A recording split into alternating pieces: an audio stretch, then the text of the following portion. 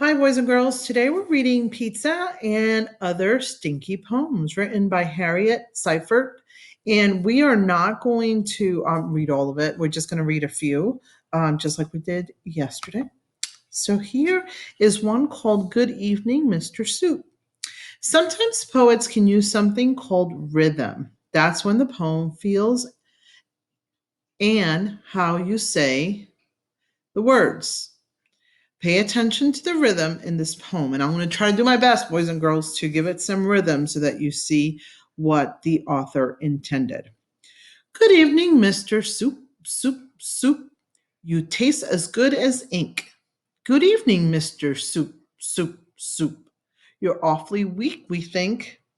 Yesterday they told me you were Irish stew. Today you're back and you taste like glue.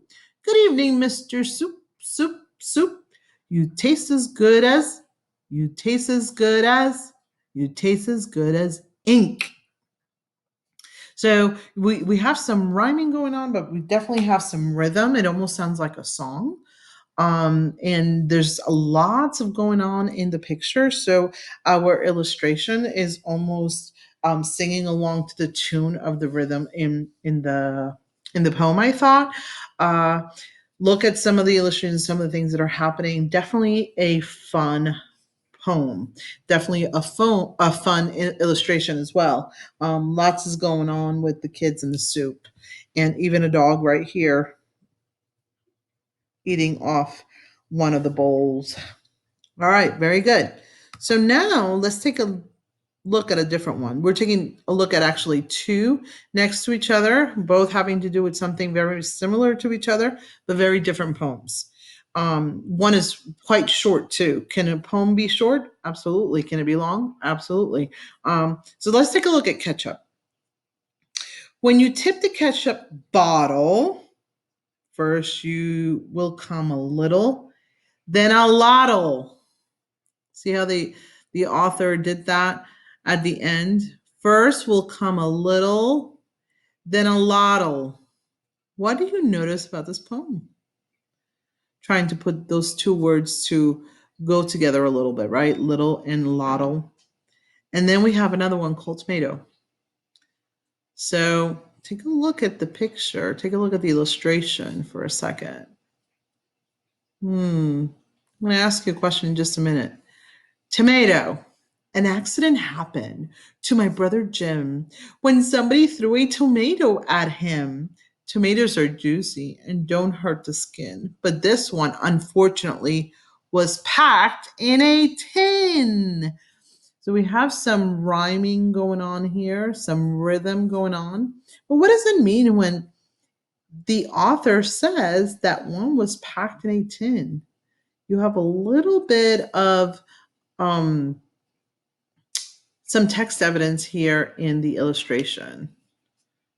If you said that the tomato was inside this can, you're absolutely right, right? And that's why we have also some rhyming between Jim and him, and skin and tin, juicy, and unfortunately, some rhyming there. All right, here we go.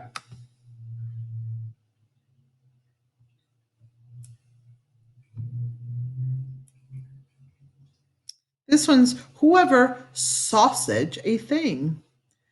One day a boy went walking and strolled into a store. He bought a pound of sausages and laid them on the floor. The boy began to whistle a merry little tune, and all the little sausages danced around the room. Can you feel the rhythm of this poem? This one's actually my favorite out of all the ones we've read today so far, just because it has a little bit of this personification going in there. A sausage can't dance, but we're making it dance in this poem. The kid looks really happy. I really like the way the illustrator made these pictures of these very happy story characters, and I really enjoy this one. The poets used a lot of figurative language, like metaphors and similes and idioms, and even personification. The poet is using all the little sausages dance around the room. That's something that sausages we know can't do. But in a poem, we can get very inventive and imaginative and use all kinds of language to explain something that might not happen and make it fun. So this is our last one. It's called Mary Had a Little Lamb. And this is definitely not like the Mary Had a Little Lamb that you know that you've heard before. Listen up. Mary had a little lamb, a lobster, and some prunes, a glass of milk, a piece of pie, and then some macaroons. And there she is ordering a lot of food, guys, a lot of different types of food. Now I'm going to read the second stanza. Remember, stanza is the paragraph form of a poet, a poem. It made the busy waiters grin to see her order so, and when they carried Mary out, her face was white as snow. What do you guys think happened to her? The waiters were happy at first because she was buying so much food, but now they don't look so happy, right, guys? And she looks white as snow. Why is she so white? And they're using that figurative language here again, right?